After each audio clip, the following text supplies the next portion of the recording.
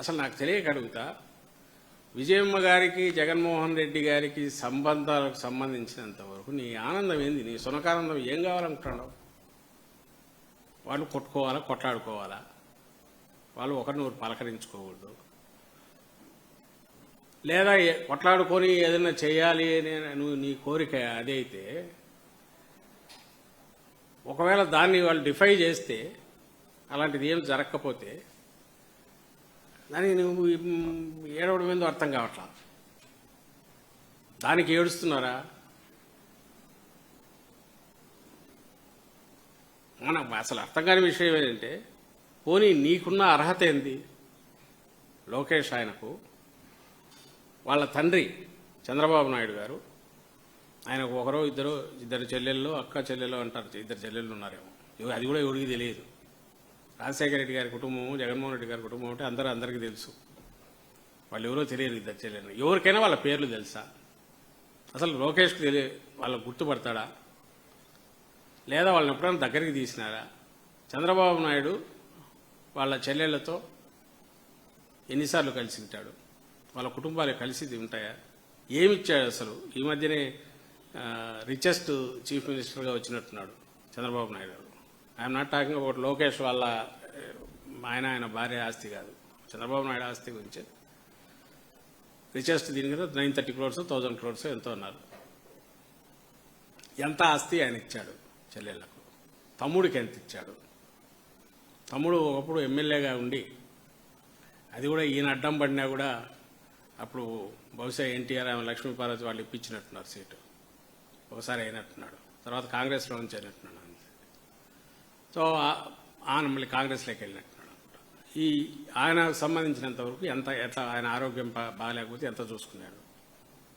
చెల్లెళ్ళకి ఎంత ఇచ్చాడు? వాళ్ళని పిలిచి ఏ రోజన్నా ఇచ్చేసాడా? అసలు నీకెక్కడ అర్హత ఉంది? ఇప్పుడు వేరే వాళ్ళకే పాలిటిక్స్ ఈజ్ ఏ సీరియస్ వ్యవహారము, జనానికి సంబంధించిన ఇష్యూస్ డిస్కస్ చేయాలా? నీ వ్యక్తిగతమైన దీనివల్ల ప్రజలకు సంబంధించిన అంశాల మీద ప్రభావం కలిగితే క్వశ్చన్ చేయొచ్చు, కానీ అదర్వైజ్ వ్యక్తిగతమైన దానికి సంబంధించి సహజంగా పోరు. ఎందుకంటే ఇష్యూస్ ప్రజలకు సంబంధించిన డిస్కస్ చేయాలి కాబట్టి పోయినావు ఒప్పుకుంటాం. బట్ నీకున్న అర్హత ఏంది దానికి సంబంధించి? నువ్వు ఎంత ఆదరంగా చూసుకున్నావు? మీ తండ్రి ఎంత ఆదరంగా, చంద్రబాబు నాయుడు గారు ఎంత ఆదరంగా చూసుకున్నాడు? తన చెల్లెళ్ళకి ఏం చేశాడు?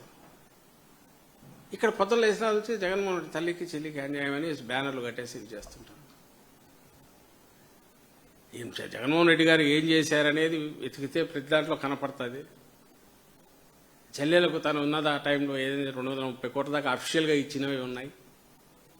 ఆస్తులకు సంబంధించిన పబ్లిక్ డొమైన్ నడుస్తున్నాయి. నా పాయింట్ ఒక్కటే, చంద్రబాబు నాయుడు అనే వ్యక్తి ఒక రచ్చబండ మీద ఏడన్నా అరుగు మీద కూర్చొని, చెట్టు కింద కూర్చొని పిచ్చాపాటి మాట్లాడుకుంటూ కాలక్షేపానికి చేసే ఆ స్థాయి వ్యక్తి అయితే ఎన్నైనా మాట్లాడుకుంటుండొచ్చు. ఊర్లో వాళ్ళు మాట్లాడుకుంటారు కదా, వాడు ఇట్లంట వీడు ఇట్లంట. నువ్వు రాష్ట్రానికి ముఖ్యమంత్రివి, నీ కొడుకు కావాలనుకునేవాడు నీ వారసుడుగా, ఇవే డిస్కషన్ చేసేది. ఓ పక్క ఇష్యూస్ అన్నీ అంటే పైగా ఇష్యూ లేదంటావా?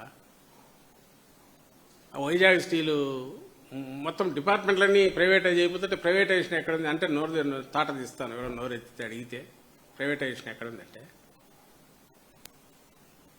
నువ్వు దానికి రావాల్సిన ఓరు సప్లైయే తగ్గిపోయి, వాళ్ళు costly raw material preparation costly అవుతుంది, దానివల్ల రోజు రోజుకు అది వర్కింగ్ ఇది తగ్గిపోతుంది, ప్రాఫిట్స్ నుంచి లాసెస్ లేక మీ వాళ్ళే పోతుంది అని ఒక పక్క తెలుస్తుంటే వాటికి ఆన్సర్ ఇవ్వవు. రెండో పక్క 32, 33 ఇచ్చారు, అంతకుముందు కొన్ని డిపార్ట్మెంట్లు అయినాయి. ఆల్మోస్ట్ ఆల్ డిపార్ట్మెంట్స్ ప్రైవేటైజ్ అయిపోతాంటే నువ్వు ఎక్కడ ప్రైవేటైజేషన్ అయింది? ఎవడన్నా ప్రైవేటైజేషన్ అంటే మీ తాట తీస్తా అబద్ధాలు ఆడతానంటే ఎట్లా చెప్పాలి? సో చంద్రబాబు నాయుడు నెక్స్ట్ 3 ఏళ్ళు 4 ఏళ్ళు నాకేమీ డోకా లేదు, నేను ఏం చేసినా చెల్లుతుంది, లేదా నేను ఏ రకంగా నా పాలనలో రాచి రంపాన పెట్టిన ఎవడు క్వశ్చన్ చేయడానికి వీలు లేదు, చేస్తే వాళ్ళను ఏ రకంగా తొక్కి నారదీస్తాను, ఇవి అంటూ ఓపెన్గా బెదిరించడం దుర్మార్గానికి పరాకాష్ట. ఆయనకు చేతనైతే వీటిని పరిష్కారం చేసే దిశగా సమస్యలు ఉన్న వాటిని, ముఖ్యంగా ఇప్పుడున్నది రైతులకు సంబంధించి దాని మీదనే ఇష్యూ అంత బర్నింగ్ ఇష్యూ ఉంది కాబట్టి రేపు 9వ తేదీ వైఎస్ఆర్సీపీ తరఫున రాష్ట్ర వ్యాప్తంగా కూడా ఈ రిప్రజెంటేషన్లు ఇచ్చే కార్యక్రమం, రైతులను కూడగట్టి రైతులను తీసుకొని యూరియా కష్టాలు ఎట్లా ఎక్స్ప్రెస్ చేస్తూ నిరసన వినిపిస్తూ ప్రభుత్వాలకు రిప్రజెంటేషన్లు ఇవ్వాలని నిర్ణయం తీసుకున్నాం. ఇవన్నీ ఎలా జరగగలుగుతున్నాయంటే ఇష్యూ ఉంది కాబట్టి. నువ్వు ఇష్యూ లేదు, అంతా బాగుంది, సమస్య లేదు అని చంద్రబాబు నాయుడు అన్నంత మాత్రాన లేకుండా పోలేదు. ఆ విషయం గుర్తించాలని కోరుతున్నాం. దబాయించినంత మాత్రాన ఏది నిజాలు అయిపోవు. మీరు ఫేక్ అనేది చెప్తున్నారో ఆ ఫేక్ మీరు అంటే చంద్రబాబు నాయుడు గారు. మీరు చేస్తున్నది ఫేక్, మీరు వ్యవహరిస్తున్న స్టైల్ ఫేక్. ఇక్కడ జరుగుతున్నది వాస్తవం ఏది అంటే పాలన అనేది లేదు, అరాచకం, అడ్డగోలుగా ఒక కమిషన్ల రాజ్యం, మాఫియా రాజ్యం నడుస్తుంది. ఏ రకంగా దోచుకోవాలా, ఎక్కడి నుంచి ఇచ్చేయాలా, ప్రతి దాంట్లోంచి ఆదాయం ఎట్లా రాబట్టాలా, కమిషన్లు ఎట్లా లాక్కోవాలా, కింది స్థాయి నుంచి పై స్థాయి వరకు, వాళ్ళు కార్యకర్తగా పిలుచుకునే తెలుగుదేశం కింది స్థాయి నాయకుడి నుంచి పై వరకు దీంట్లోనే బిజీగా ఉన్నారు. సెంట్రలైజ్డ్ దాంట్లో నుంచి వాటా నీకింత, నాకెంత, పైకెంత కమిషన్లు పోతున్నాయి. వేల కోట్లు. మన ఎవరో అంటున్నారు 2-3 ఎమ్మెల్యేలు చాలు వాళ్ళకు ఫిక్స్డ్ ఇన్కమ్ ఏర్పాటు చేసిండేది చంద్రబాబు నాయుడు, దాంతో బీహార్ ఎలక్షన్స్ కూడా చేసుకోవచ్చు. చేసిన ఆశ్చర్యపోవాల్సిన దేన్ని వదలట్లే, అన్నిట్లో ఇచ్చేస్తున్నారు. ఎవరైనా నోరెత్తితే నిన్న రైతులు వచ్చి కూడా అంటున్నారు, ఎవరైతే దీన్ని ఫేస్ చేసినారో వాళ్ళల్లో అదేది పామరు కాన్స్టిట్యున్సీకి సంబంధించి తెలుగుదేశం నాయకులు ఫోన్ చేసి అడుగుతున్నాడు, మీకేం ఇది ఏమైనా చేస్తే కేసులు పెడితే తట్టుకుంటారా అని. అంటే నీ రెడ్ బుక్ ఇది అనేది నువ్వు ఓపెన్గా ఒక రౌడీ కదా ఎట్లా బిహేవ్ చేస్తాడో అట్లా కేసు పెట్టి లోపల వేస్తే ఏం చేస్తారు? 10 మందిని వేస్తే భయపడతారు, 20 మందిని వేస్తే 100 మందిని, 200 మంది, 1000 మంది, 1,00,000 మంది వేస్తా పోయినారు. ఎంతమందిని వేస్తావు? నీకు ఎంతమందిని బెదిరిస్తావు? ఎంతమందిని వేయగలవు? ఎంతమందిని బెదిరిస్తావు? అంతకుమించి చేయగలిగిందే ఉంది. వైఎస్ఆర్సీపీ కార్యకర్తలు, వైఎస్ఆర్సీపీ నాయకులది అయిపోయింది. ఇప్పుడు సామాన్యుల మీద పడి వాళ్ళను బెదిరిస్తున్నారు. నోరెత్తితే వైఎస్ఆర్సీపీ ముద్ర వేసి వాళ్ళందరినీ హెరాస్మెంట్ చేస్తామన్నారు. అది దీని వరకు పనిచేస్తుందేమో. ఎందుకు వచ్చిన గొడవ వీళ్లతో మితి మీరింది ఇప్పటికే. దీని ఇంపాక్ట్ ఎట్లుంటుంది అనేది రాబోయే రోజుల్లో అతనికే తెలుస్తుంది. అండ్ 2-3 ఏళ్ళు ఆగిన తర్వాత ఎలాగో ఆ ప్రజా కోర్టులో అక్కడే తీర్పు కూడా వస్తుంది. ఆ వచ్చిన తర్వాత ఆ మ్యూజిక్ సౌండ్ ఎట్లుంటుంది అనేది ఎవరైతే వీళ్ళ కింద వీళ్ళు చెప్పినట్టు పనిచేసే అధికారులకు కానీ, లేదా వీళ్ళ సైజు వీళ్ళ ఎండ చూసుకొని చంద్రబాబు నాయుడు ఆయన కొడుకు లేదా నాయకుల ఎండ చూసుకొని పనిచేస్తున్న వాళ్ళ అధికారులది కానీ లేదా కార్యకర్తలు వాళ్ళందరికీ కూడా ఆ రోజు ఆ పిక్చర్ ఈస్ట్మన్ కలర్లో కనపడే రోజులు వస్తాయి. ప్రజలకు సంబంధించినంత వరకు సమస్యల మీద రెస్పాండ్ కాలేకపోతే దాన్నే ఆసరా చేసుకుని మా జోబులు ఎట్లా నింపుకోవాలని వీళ్ళు ఆలోచించడం మొదలుపెట్టిన రోజే వీళ్ళ పతనం ఆ రోజే డిసైడ్ అయిపోయింది. అది సంవత్సరానికి పాలన ముగియకముందే ఆ అంకం మొదలైంది, తుది అంకం. సో రాబోయే రోజు పిక్చర్ క్లియర్గా కనపడుతుంది.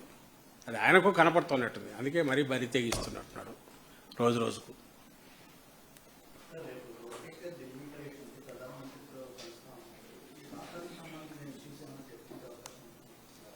రాష్ట్రానికి సంబంధించి లోకేష్ ఢిల్లీ కాదు, వాళ్ళ నాయన ఢిల్లీ పర్యటన పైన, చంద్రబాబు నాయుడు గారి పైన ఏ రోజు రాష్ట్రానికి సంబంధించిన సమస్యల మీద డిస్కస్ చేసిన ఇదైతే ఇంతవరకు లేదు. ఆయన రెండింటికే పోతున్నట్టున్నాడు. ఈ స్టేట్లో ఆయన ఉండట్లే. ఇక్కడ ఉంటే తనకేమీ ప్రజల గురించి ఆలోచించాలనే ఆలోచన కూడా యోచన కూడా లేదు కాబట్టి తప్పించుకోవడానికి ఒకటి, బయట నుంచి తనను తాను ప్రొజెక్ట్ చేసుకోవడానికి అప్పుడప్పుడు ఢిల్లీ పోయి రావడము, బయటికి పోయి రావడము చేస్తున్నాడు. ఢిల్లీ పోయిన ప్రతిసారి ఇప్పుడు 22-25 సార్లు అన్నారు, మొన్నటికి 22 సార్లు అన్నారు. మళ్ళీ ఇప్పుడు కొడుకు యాడ్ అయ్యాడు. ఇంతకుముందు తన కూడా పోయాడు. వీళ్ళ దారిని వీళ్ళు పోతున్నారు. వీళ్ళు పోవడం అంటూ చేస్తే ఏదంటే అక్కడికి పోయి చేస్తున్నది ఏంటంటే పైరవీలు చేసుకోవడానికో ఇంకో దానికో వెళ్తున్నారు. పోలవరం దానికి వీలైనంత త్వరగా, అమరావతి పేరు మీద వీలైనంత త్వరగా ఏదైనా తెచ్చుకుని దాంట్లో దండుకోవాలన్నా, పోలవరం మీద ఏదైనా తెచ్చుకొని దండుకోవాలన్నా, లేదంటే వైఎస్ఆర్సీపీ నాయకులను ఏ రకంగా హింసించి ఇచ్చేయాలా, దానికి సెంటర్ అండ్ ఎట్లా కావాలన్నా, లేదా వాళ్ళ మీద ఉన్న కేసులు ఆల్రెడీ సిట్ ఉన్న చంద్రబాబు నాయుడు మీద ఉన్న కేసులు అన్నీ ఉన్నాయి, బెయిల్ మీద ఉన్నాడు ఆయన, వాటిలో ప్రొటెక్షన్ ఎట్లా కోరుకోవాలా, వీటికి సంబంధించి తిప్పలు పడుతున్నట్టున్నారు తప్ప రాష్ట్రం గురించి ఆలోచించి చేసే ఉద్దేశంతో పోయింటారనైతే అనుకోవడానికి లేదు. తండ్రి అవసరమైతే తండ్రికి ముందు ఇప్పుడు కొడుకు పోతున్నాడు. అక్కడి నుంచి ఆయన పోయి రాగానే ఏదో అక్కడ విజయ విహారం చేసినట్టు ఒక సెక్షన్ ఆఫ్ మీడియాలో నేను నేషనల్ దాంట్లో రాయించుకుంటాను. ఇది చూసి జనం అందరూ కూడా మళ్ళీ భ్రమలో ఉండాలని కోరుకుంటాను.